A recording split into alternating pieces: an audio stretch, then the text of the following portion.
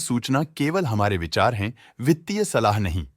निर्णय लेने से पहले खुद शोध करें। किसी भी लाभ या हानि के लिए हम उत्तरदायी नहीं हैं।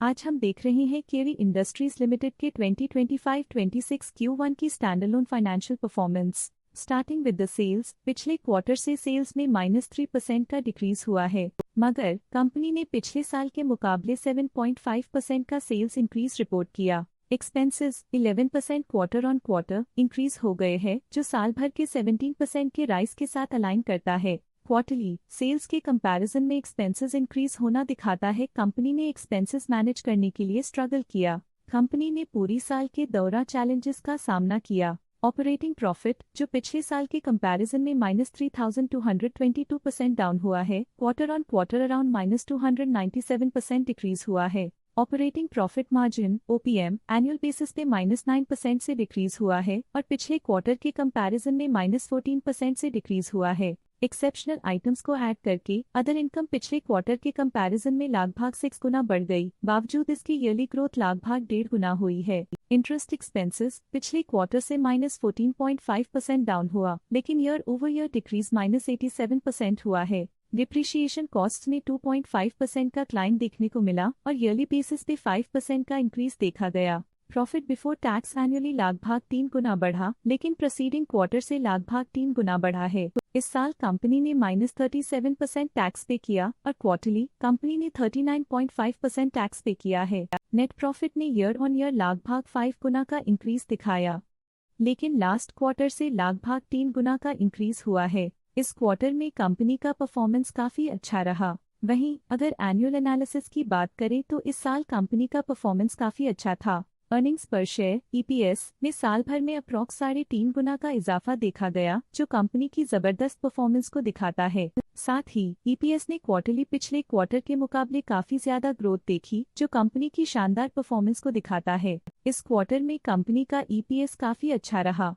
केरी इंडस्ट्रीज लिमिटेड के फाइनेंशियल स्नैपशॉट को रिव्यू करते हुए कुछ मुख्य ट्रेंड्स सामने आए हैं, जो कंपनी की परफॉर्मेंस पे रोशनी डालते हैं। जून 2022 से जून 2025 तक केरी इंडस्ट्रीज लिमिटेड की फाइनेंशियल जर्नी में सबसे पहले बात करते हैं सेल्स की। इस साल सेल्स में 1.5% की वृद्धि हुई है और पिछले 4 सालों में -40% की गिरावट हुई है, जो हाल ही में सुधार को दर्शाता है। 2 साल पहले के टेम्पररी डिप के बाद सेल्स में वृद्धि ने फिर से रफ्तार पकड़ी है, जो बाजार की साइक्लिकल नेचर को उभारती है। अब बात करते हैं एक्सपेंसेस की। इस साल एक्सपेंसेस में 2.5% की बढ़ोतरी हुई है, लेकिन पिछले 4 सालों में एक्सपेंसेस में -34% की गिरावट भी हुई है। इस साल हालांकि एक्सपेंसेस सेल्स से थोड़ा ज्यादा बढ़े हैं, मगर ग्रोथ रेट्स का करीब होना स्टेडी ऑपरेशनल कॉस्ट को दर्शाता है। चैलेंजेस से गुजरते हुए ऑपरेटिंग प्रॉफिट ने इस साल -18.5% की डाउनटर्न देखी, जो एक ट्रेंड को कंटिन्यू करता है, पिछले 4 सालों में -1928% की डिक्लाइन के साथ। नेट प्रॉफिट का सफर ऊपर की ओर चल पड़ा है। इस साल 114% की चढ़ाई के साथ पिछले 4 सालों में लगभग 1.5 गुना की शानदार वृद्धि हुई है। एक अस्थायी गिरावट के बाद लगातार दूसरे साल नेट प्रॉफिट में वृद्धि हुई है, जो फाइनेंशियल लैंडस्केप में साइक्लिकल रिकवरी को दर्शाता है। इस साल EPS ने ऊंचाइयों को छुआ है 108% की वृद्धि के साथ, जो पिछले 4 सालों में 128% की मजबूत वृद्धि पर आधारित है। एक अस्थायी सेटबैक के बाद EPS ने लगातार दूसरे साल अपनी अपवर्ड ट्रैजेक्टरी को जारी रखा है, जो कंपनी की वॉलेटाइल मार्केट्स में अडेप्टेबिलिटी को दर्शाता है। चलिए अब बात करते हैं शेयर होल्डिंग पैटर्न की। केरी इंडस्ट्रीज की शेयर होल्डिंग रिपोर्ट्स कुछ इस प्रकार की हैं, जो अननोन 2025 के तक चलता है। ये रिपोर्ट कंपनी के शेयर्स की डिटेल्ड जानकारी देता है, जिसमें promoters, promoter groups, foreign investors, public investors और सरकारी एंटिटीज शामिल हैं। पब्लिक द्वारा हेल्ड शेयर्स का परसेंटेज 41.14% से इंक्रीज होकर 2025 के में 43.25% तक का इंक्रीज से देखा गया। ये चेंजेस स्टेट है कि पब्लिक की इन्वेस्टमेंट कंपनी में क्वार्टर टू क्वार्टर इंक्रीज हुई है। जब कंपनी के शेयर्स का मैक्सिमम हिस्सा पब्लिक के पास होता है, तब ये माना जाता है कि कंपनी कमजोर हाथों में है, जो बाजार की अस्थिरता और स्पेक्युलेटिव ट्रेडिंग को इंडिकेट करता है। DII डोमेस्टिक इंस्टीट्यूशनल इन्वेस्टर्स ने अपना शेयर होल्डिंग 2025 में 1.2% से 2025 में 1.24% तक इंक्रीज किया। ये बताता है कि डोमेस्टिक इंस्टीट्यूशंस ने कंपनी में अपना इंटरेस्ट 0.04% तक इंक्रीज किया है। फॉरेन इंस्टीट्यूशनल इन्वेस्टर्स की शेयर होल्डिंग में थोड़ा डिक्रीज आया 2025 के से 2025 के में। जो दिखाता है कि फॉरेन इंस्टीट्यूशंस ने अपने स्टेक को क्वार्टर टू क्वार्टर -2.15 से डिक्रीज किया है, जिसे पता चलता है कि उन्होंने अपनी इन्वेस्टमेंट्स को पुल बैक किया है।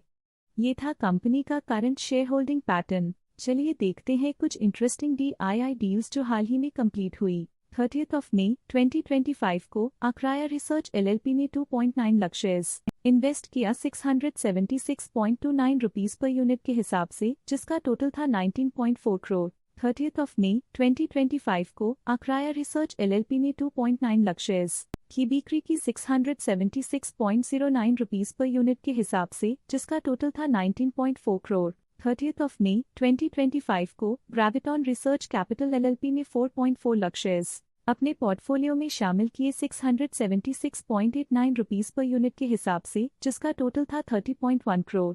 30 मई 2025 को ग्रेविटॉन रिसर्च कैपिटल LLP ने 4.4 लाख शेयर्स पोर्टफोलियो से हटा दिए 675.74 रुपीस पर यूनिट के हिसाब से, जिसका टोटल था 30 करोड़। 30 मई 2025 को ऋति प्राइवेट लिमिटेड ने 4.1 लाख शेयर्स इन्वेस्ट किया 673.17 रुपीस पर यूनिट के हिसाब से, जिसका टोटल था 27.6 करोड़।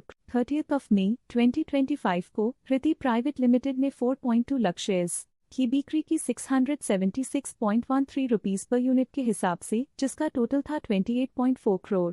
20 मई 2025 को ऋति प्राइवेट लिमिटेड ने 3.3 लाख शेयर्स इन्वेस्ट किया 689.27 रुपीस पर यूनिट के हिसाब से, जिसका टोटल था 22.8 करोड़। इस क्वार्टर के DII डील्स के विश्लेषण को समाप्त करते हुए हम उम्मीद करते हैं कि आपको ये जानकारियां नई इंसाइट्स प्रदान करती होंगी।